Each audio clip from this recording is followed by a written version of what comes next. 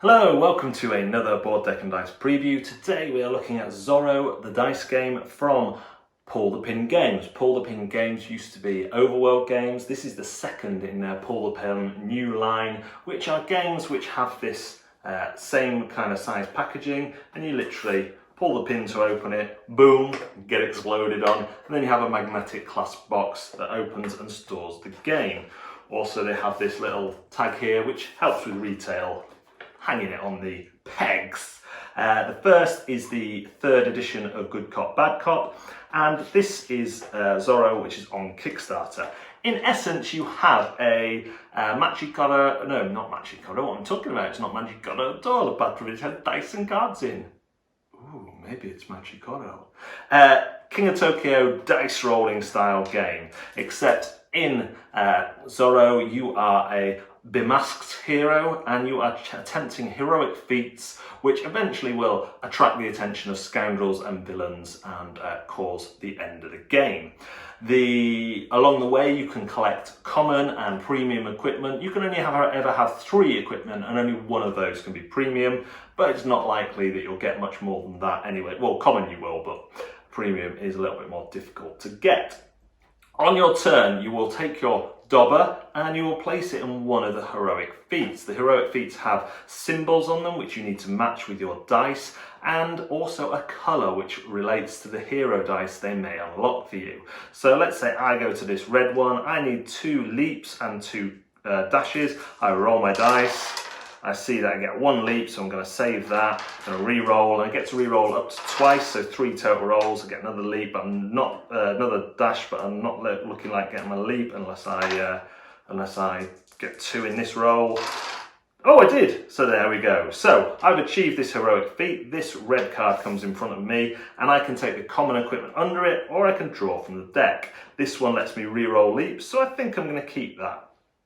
Once I get a second one of the same colour, they kind of line up and they have a cube shape between them, which means that I have unlocked my first hero dice. Hero dice are colour-coded and they generally have more of a certain symbol on. So this one has more of the rose, I think it is.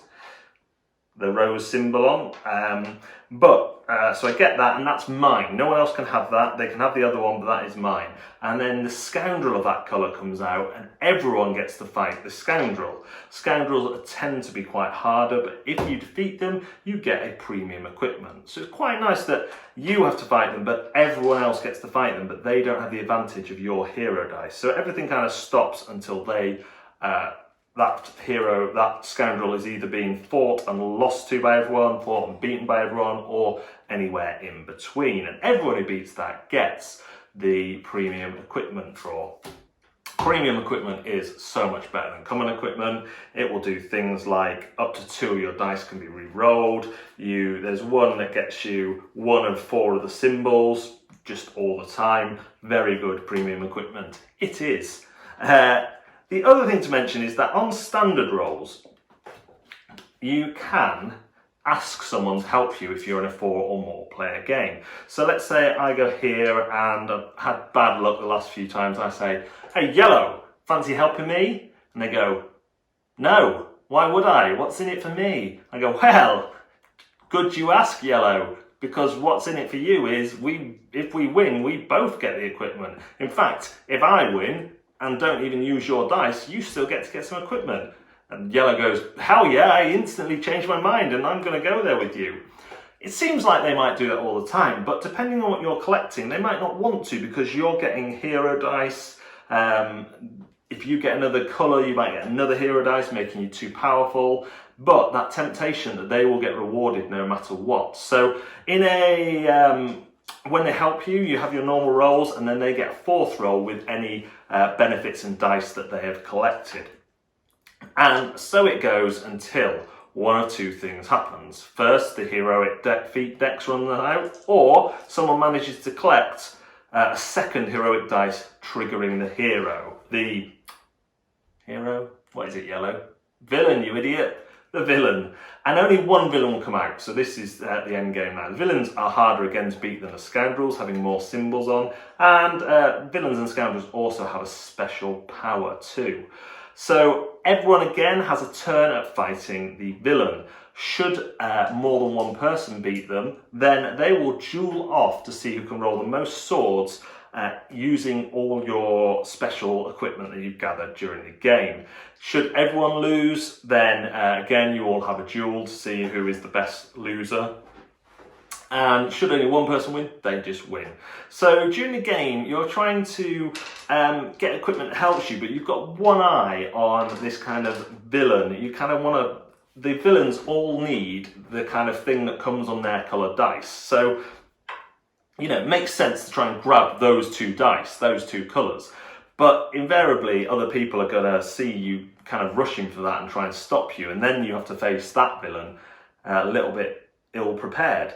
So do you grab their dice? Do you grab the powers that give you that dice's results automatically? Some villains and scoundrels cancel out your special abilities. So there's a little bit more to think through. I think probably the weakest element, as in all these dice games, is the theme. The theme only really comes through the gorgeous artwork. And, you know, like King of Tokyo, I would say I do feel a bit more like I'm going in and crunching people because of the chunky dice, because of the big monster standees, because of the powers. Here, I'm not as familiar with Zorro. It's not an IP that I'm as familiar with.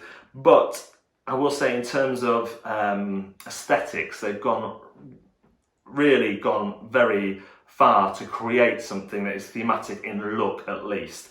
Dice game, you're only ever going to get so much theme unless you're playing one that involves a lot of gambling, poker, that sort of thing. So I applaud what has been done, and I think it is as thematic as can be for a dice game without going to the King of Tokyo lengths of having big standees. And I don't think standees would make this any more thematic at all, because you're just going to a location. It's all about the dice you collect and the powers you collect and how you're then going to use them. It's an easy teach. You can teach it straight away. It can accommodate up to 6 players without really slowing down, because every time you could be involved in something, you need to watch what people are doing. It doesn't take long for people to get 2 of the matching colour from the heroic event. So are you going to try and stop people do that until you feel ready, or are you going to just try and rush it yourself? And of course, you know, you're relying on dice. So I've had games of this where we went round 3 times before anyone could even do the base level heroic feat. So we started teaming up because we weren't doing it on our own. And that option of having the team up is really, really nice. I haven't checked the Kickstarter today, but obviously it's quite expandable as well. There's quite a lot that can be done with the scoundrels and villains, with the heroic feats. There's stuff that could be added in. There could be, for example, ones where you have to team up or something like that, or there's a separate thing if you team up, an extra dice requirement.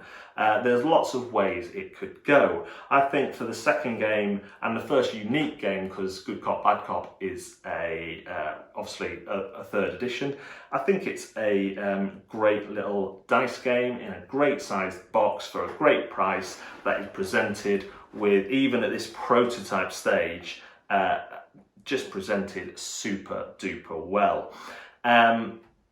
If you like dice games, if you like quick playing, small footprint games, then you're going to find a lot to like here. Check out the Kickstarter link below, and if you've been watching Board Deck and Dice recently, you might realise that we now have embraced modern technology, technology that we wouldn't be able to use without the support of our Patreon backers. And let's go see what Flopsy the Fox says about this one.